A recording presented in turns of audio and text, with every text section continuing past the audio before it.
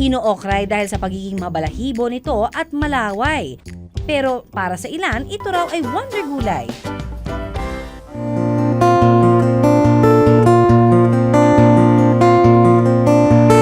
Dito sa Buxos, Bulacan, maaga pa lang ay namimitas na ng mga okra ang 71 taong gulang si Tatay Simplicio.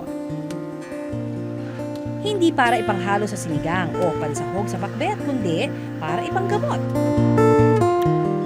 Imbis na ang niresetang maintenance sa gamot, okra water ang 1 taon nang iniinom ni Tatay Simplicio. Para raw di na bumalik pa ang kanyang prostate cancer.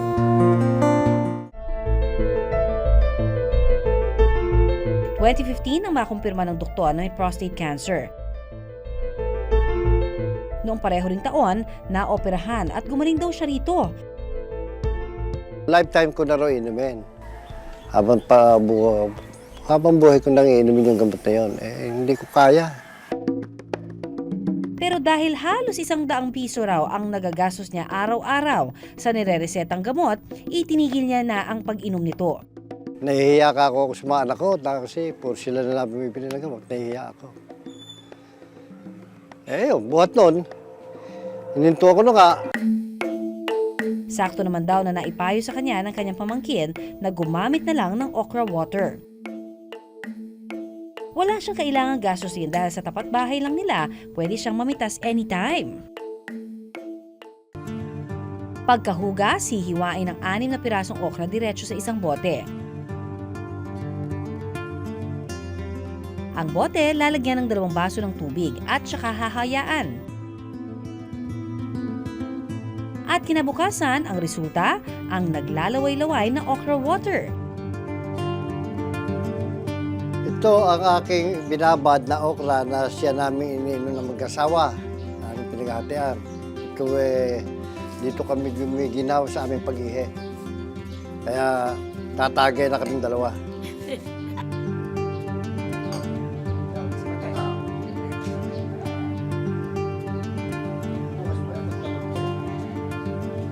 Masarap naman, may malaway lang. Hindi naman lumalasa-lasang okra. Tila sarap naman sila sa pag-inom. Nung ako hindi uminom ng gamot, hindi kagaya ngayon na uminom ako ng okra, mas maganda ihi ko ngayon kaysa noong Gamot nga ba sa cancer ang okra? Doc, totoo ba? Paglilinaw ng Philippine Cancer Society, wala pang sapat na pag-aaral na magpapatunay sa bisa ng okra sa sakit na ito. Kung gusto natin kumain ng okra, wala namang problema doon because this is a vegetable. And di ba sinasabi natin na we should put more vegetables and fruits in our diet. But until such time, nalalabas talaga yung conclusion na talagang it is a cancer-fighting vegetable in a sense na kaya talaga niyang patayin yung cancer cells and na-test na ito sa mga tao, I don't think we can give that recommendation na ito lang yung talagang gagamitin against a certain cancer. Ayon din sa Philippine Institute of Traditional and Alternative Healthcare o PITAC, hindi mabisa ang okra bilang gamot sa cancer.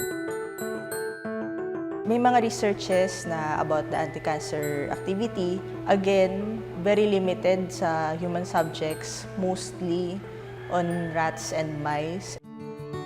Ang asawa ni Tatay Simplicio na si Nanay Iluminada, bilib din daw sa okra water. Para sa kanya, epektibo raw ito para sa kanyang diabetes. Nung aking gamot na hindi pa uminom ng okra, po 400 pa, 350. Pero kaiba sa asawa na tinigilan na ang pag-inom ng gamot, nagme-maintenance medicine pa rin si Nanay Iluminada. May basihan ba ang paniniwala ni Nanay Iluminada? Gamot ba sa diabetes ang okra? Doc, totoo ba? May sangkap siya na tinatawag na alpha-glucosidase inhibitor, kung saan pinapabagal niya yung pag-absorb natin ng carbohydrates. So, mas mabagal, mas delayed yung pag-absorb ng carbohydrates. Hindi masyadong tataas yung blood sugar pagkatapos kumain. Pero dahil ang mga pag-aaral na yan ay ginawa pa lamang sa mga daga, payo ng Philippine Center for Diabetes Education Foundation, mag-ingat din. Ingat lang tayo kasi may mga pag-aaral din na nakita pag uminom ng okra water, tapos nagiinom din ng metformin, hindi na-absorb yung gamot na metformin. So kung kayo umiinom ng gamot, sasabihan niyo yung doktor ninyo. Kailangan na hiwalayin yung pag umiinom kayo ng okra water tsaka ng metformin, kailangan may pagitan.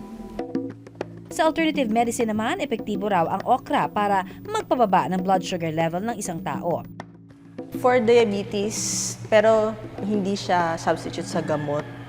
Kailangan parang to complement lang yung diet ng pasyente with kung ano yung regular na medicine tinitake for diabetes.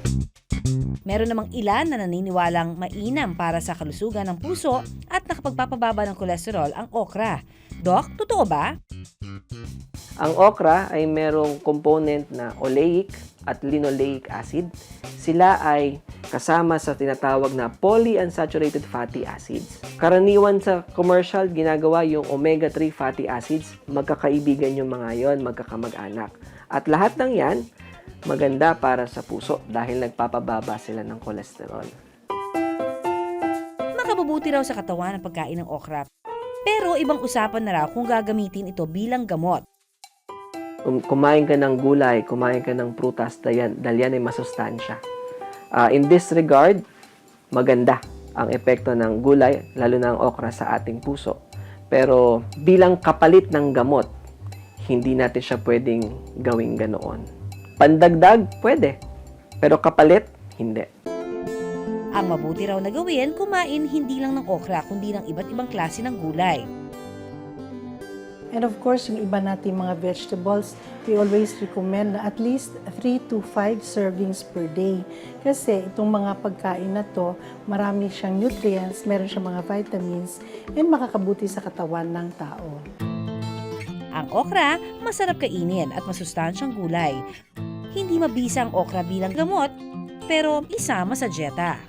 Maraming salamat sa pagtutok sa Pinoy MD. Para po sa iba pang kaalaman tungkol sa ating kalusugan, mag-subscribe na sa GMA Public Affairs YouTube channel. And of course, don't forget to hit the bell button for our latest updates.